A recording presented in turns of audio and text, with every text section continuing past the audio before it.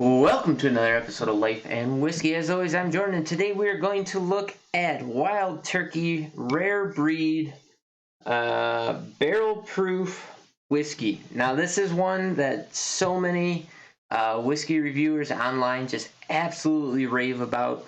So, a little bit curious to see how it comes out, because one of the Wild Turkey products that I really like seems to get shit on by almost everybody when it comes to the reviews. So one of my favorite bourbons happens to be Wild Turkey Long Branch, the one that Matthew McConaughey kind of has his hand in and is kind of repping.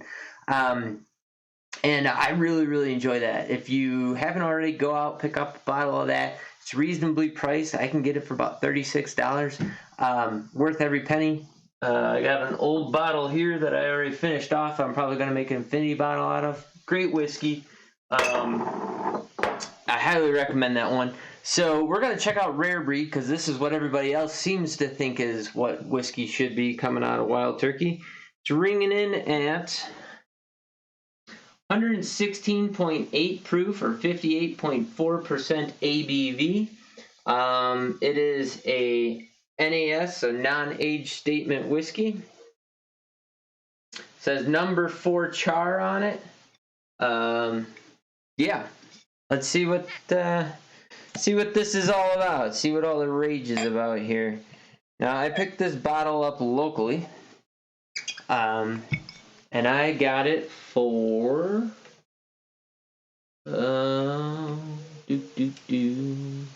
there we go, $42.09 is what I paid for this. So $42.09. The Long Branch I can get for $35.79. Wild Turkey 101 about $20.99, and Wild Turkey 81, just their standard Wild Turkey, $17.99. So, you know, Wild Turkey products, not all that expensive, but they're really, really nice products. I highly encourage you to get out and check those out. The very next video that I will be shooting here is going to be Russell's Reserve 10, which is also made by Wild Turkey. And then a video later on, we'll do a head-to-head comparison of the two. And I have already reviewed Russell's Reserve, but it was one of the very first videos I ever recorded, if not the first video that I recorded. In fact, the label was different. Everything was different about that, and that was, you know, probably almost 2 years ago at this point. So, okay, all that talking. On the nose, the ethanol does not really come through at all. For 116, you would expect to get smacked in the face by ethanol. Not happening. What you do get is kind of that classic. Now, to me, all Wild Turkey products have a very, very heavy cherry note in them. Sweet fruit cherry. And that is what I get. Coupled with brown sugar, hints of vanilla,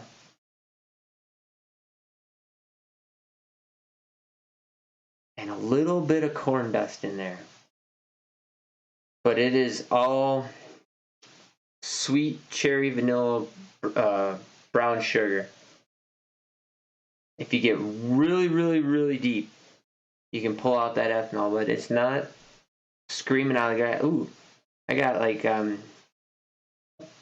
strawberries and cream out of the right nostril there. Yeah, it's really, really nice. Great nose. It's not a lot of complexity in the nose, but it's very, very nice and not over the top ethanol.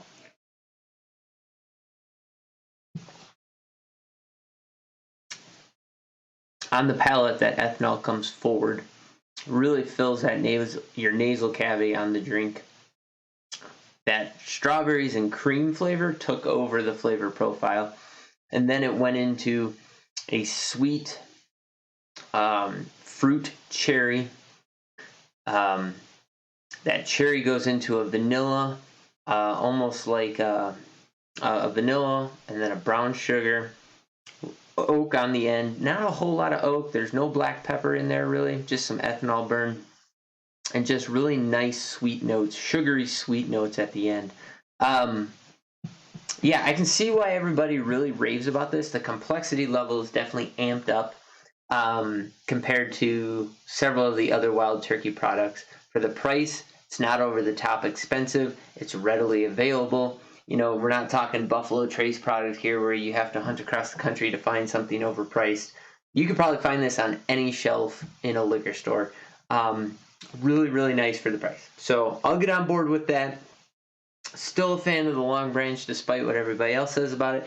But I'm going to jump on board, get on the bandwagon here, so to speak, with this rare breed. This is a really nice, easy drinking, high proof whiskey. Now the nose disappeared on me. I mean, there's not hardly anything coming out of this glass except for ethanol. Ethanol with a cherry lean on it.